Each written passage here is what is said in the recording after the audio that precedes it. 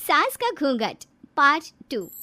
पिछले अंक में हमने देखा कि देविका अपने ससुराल में हर गलत बात का विरोध करती, तो उसकी वजह से देविका पर उसके ससुराल वाले बहुत अत्याचार करने लगे। एक दिन देविका ने सचिन से कहा, सचिन, मैं तुम्हारे घर में नहीं रह सकती, तुम मुझे आज ही मेरे घर शहर भेज दो, मैं अपने मम्मी पापा के पास रहूंगी।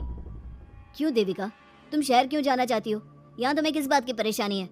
किस बात की परेशानी नहीं है सचिन, तुम्हारे घर के आदमी औरतों के साथ जानवरों जैसा व्यवहार करते हैं, मैं ऐसे माहौल में नहीं रह सकती। देखो देविका, तुम्हें यहीं रहना होगा। तुम्हारी शादी मुझसे हो गई है, अब मैं तुम्हारा पति हूँ और यही तुम्हारा घर है। अच्छा, तो तुम्हें याद है कि मैं तुम्हारी पत्नी हूँ? जब तुम्हारे पिताजी और चाचा जी मुझे एक एक हफ्ते के लिए कमरे में बंद कर देते हैं, तब तुम्हें क्यों याद नहीं आता कि जो औरत कमरे में बंद है वो तुम्हारी पत्नी है?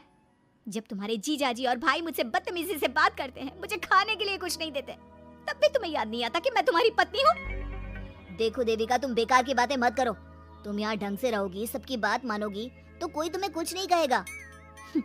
इस तरह जानवर की तरह रहना, ढंग से रहना है तो सॉरी सचिन, मैं नहीं रह सकती, मैं आज ही अपने घर जाऊंगी। ये बोलकर देविका अपना सामान पैक कर लेती है और घर से जाने लगती है। सचिन भी उसके पीछे पीछे चलता है और उसे समझाने की कोशिश करता है। जब ये सब जोगिंदर ने देखा तो बोल पड़ा, बहू, यह सब क्या हो रहा है? कहाँ जा रही हो?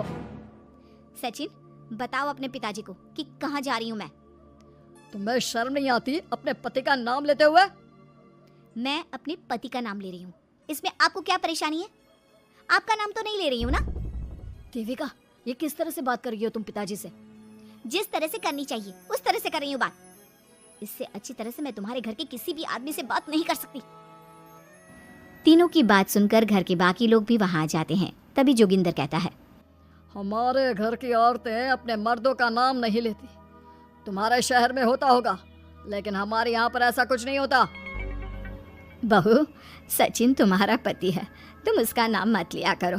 तुम अपने पति का नाम लेने की जगह ए जी, ओ जी, सुनो जी कहा करो। पति ना परमेश्वर होता है। तो परमेश्वर का तो हम नाम लेते हैं। क्यों माँ जी, क्या आप अपने इष्ट देव का नाम नहीं लेती?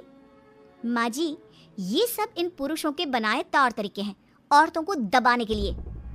ये बेशर्म लड़की ऐसा नहीं सुधरेगी। ये हमारे घर की औरतों को भड़का रही है। सचिन, तुम इसे चुप कराओगे या फिर मैं करूं? नहीं नहीं पिताजी, मैं अभी समझा देता हूँ। चलो देविका अंदर, और कितना तमाशा बनाओगी मेरा? सचिन, मैं अंदर नहीं बाहर जाऊंगी, अब मैं यहाँ नहीं रह सकती। देविका की बात सुनकर महेंद्र कहता है, भाई साहब, ये लड़की इस घर से और गांव से बाहर ना जानी चाहिए, नहीं तो हमारे घर और गांव की औरतें भी ऐसी ही हरकतें करेंगी, वो भी मर्दों के खिलाफ बगावत करेंगी। और मैं भी देखती हूँ कि मुझे घर से बाहर जाने से कौन रोकता है। बहू, इनसे बहस करने का कोई फायदा नहीं, तुम अंदर चलो। इस गांव के मर्दों के अंदर बहुत अहंकार भरा हुआ है। देविका किसी की बात नहीं सुनती और अपना सामान उठाकर घर से बाहर जाने लगती है। तभी वहाँ मोहन और कल्याण आते हैं। कल्याण देविका के हाथ में से उसका सूटकेस छीन लेता है और मोहन देविका को जोरदार थप्पड़ मारता है। देविका का सर दीवार में लगता है और वो बेहोश हो जाती है। देविका, देविका तुम ठीक तो? भैया, आपकी हिम्मत कैसे हुई मेरी पत्नी पर हाथ उठाने की? सचिन, तुम जल्दी से देविका भाभी को अंदर कमरे में ले जाओ, मैं अभी वैद्य जी को लेकर आती हूँ। वीना जल्दी से वैद्य जी को लेकर आती है। वैद्य जी थोड़ी देर तक देविका की जांच करते हैं और कहते हैं, मुबारक हो आप सबको, आपकी बहू माँ बनने वाली है। अभी तो मैं आपको दवाई दे देता हूँ, लेकिन आगे इनके इलाज के लिए आपको दाई अम्मा को बुलाना होगा। ये बात सुनकर घर के सभी लोग खुश होते हैं। देविका को जब होश आता है, उसे ये बात पता चलती है तो वो बहुत खुश होती है। वो सबसे कहती है, मैं अपने बच्चे को यहाँ नहीं रख सकती। क्यों बहू, क्या हुआ? अब तुम ये सब बातें मत सोचो, तुम्हें आराम करना चाहिए। नहीं माँ जी, आप नहीं समझ रही। अगर मेरा बेटा हुआ तो इस घर के मर्दों की तरह अहंकारी और औरतों पर जुल्म करने वाला बनेगा, और अगर मेरी बेटी हुई तो वो जानवरों की तरह जुल्म सहने वाली बनेगी, और दोनों ही अनपढ़ रहेंगी। देविका की बात सुनकर घर की सभी औरतों को पहली बार एहसास हुआ कि वो किस अंधकार वाले समाज में जी रही हैं। लेकिन फिर भी घर की सारी औरतें उसे ही समझाती हैं। बहू देखो, तुम्हारी बात सही है, लेकिन तुम इस हालत में सफर नहीं कर सकती। हाँ बहू, तुम यहीं रहो, अपना और अपने बच्चे का ख्याल रखो। देखो ना देविका भाभी, हमें बिल्कुल भी पढ़ना लिखना नहीं आता, अपना नाम भी नहीं लिख पाते, तो आप मुझे थोड़ा पढ़ा दीजिए ना। देविका, तुम्हारी बातें सुनकर पहली बार हमें एहसास हुआ है कि कैसे माहौल में हम जी रहे हैं। तुमने हमारे अंदर उम्मीद की नई रोशनी पैदा की है। यहाँ से मत जाओ तुम। देविका ने घर की औरतों की बात सुनी तो उसका दिल पसीज गया। उसने गांव में ही रहने का फैसला लिया। वो अपने घर की औरतों को रोज पढ़ाती, उन्हें अपने अधिकारों के बारे में, देश के बारे में बताती। इसी तरह कई दिन बीत गए और एक दिन सुजाता ने सचिन से कहा, सचिन, देविका की तबीयत ठीक नहीं, तुम जल्दी जाकर दाई अम्मा को बुला लाओ ना। भाभी, दाई अम्मा क्या कर लेंगी? आप किसी डॉक्टर को बुला लो, मेरी तबीयत ठीक नहीं है।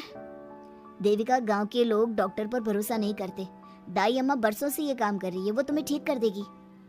सचिन, तुम्हारे घर वाले अनपढ़ हैं, तुम तो पढ़े लिखे हो ना, देख नहीं रहे मेरी हालत क्या हो रही है। तभी तो बोल रहा हूँ, समय बर्बाद मत करो, मैं अभी आता हूँ। सचिन दाई अम्मा को बुलाकर ले आता है। दाई अम्मा घरेलू नुस्खों से देविका का इलाज तो कर देती है। कुछ समय के लिए उसकी हालत भी स्थिर हो जाती है, लेकिन वो पूरी तरह से ठीक नहीं होती। फिर देविका सचिन से कहती है, सचिन, मुझे समझ में नहीं आ रहा तुम मुझे डॉक्टर के पास क्यों नहीं ले जा रहे। मैं माँ बनने वाली हूँ और मुझे ये भी नहीं पता कि मेरा हेमोग्लोबिन कितना है। दाई अम्मा कर रही है ना तुम्हारा इलाज। लेकिन दाई अम्मा को कुछ समझ में नहीं आ रहा कि मेरे साथ क्या हो रहा है। अगर देखो तुम मुझे नहीं लेकर गए ना तो मैं खुद ही चली जाऊंगी। अगले दिन देविका की तबीयत दोबारा बिगड़ जाती है और दाई अम्मा के किसी भी नुस्खे से वो ठीक नहीं हो रही थी। देविका ने सारी हिम्मत जुटाई और वो अकेले ही डॉक्टर के पास जाने लगी। उसे देखकर मोहन कहता है, बहू, इस हालत में कहाँ जा रही हो? आप लोगों के भरोसे रही ना तो आप लोग मुझे मार ही डालोगे। डॉक्टर के पास जा रही हूँ मैं। बहू, तेरा दिमाग तो ठिकाने पर है। हमारे घर की औरतें मर्दों से इलाज नहीं कराती। हे भगवान, इन जाहिल लोगों को मैं कैसे समझाऊं? डॉक्टर औरतें भी होती हैं। बहू, तो हमें पागल मत बना, हमने तो कभी कोई महिला डॉक्टर नहीं देखी। तू झूठ बोलकर निकलना चाहती है ना? इस गांव की सरहद से आप लोग कभी बाहर नहीं गए ना, इसलिए आप लोगों को नहीं पता कि महिलाएं डॉक्टर के अलावा क्या क्या है। ए लड़की, तुझसे तमीज से बात कर रहे हैं तो तू ज्यादा हवा में मत उड़। बोला ना एक बार, चल अंदर जा।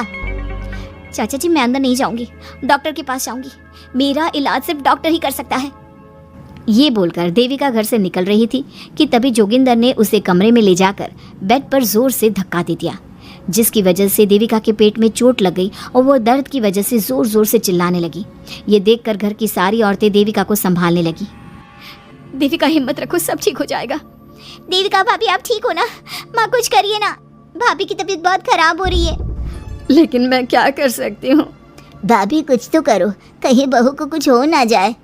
उधर जोगिंदर मेन गेट पर बड़ा सा ताला लगा देता है और कहता है, आज के बाद इस घर से कोई भी औरत बाहर नहीं निकलेगी।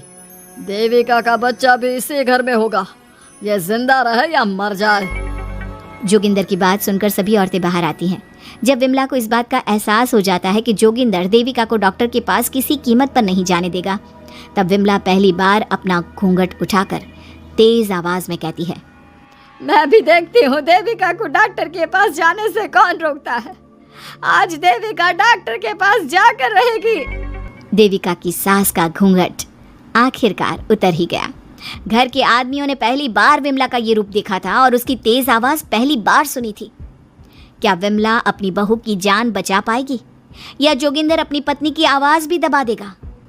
ये जानने के लिए हमारे अगले एपिसोड का इंतजार कीजिए और हमें कमेंट में ये भी बताइए कि घर की औरतों को आगे क्या कदम उठाना चाहिए।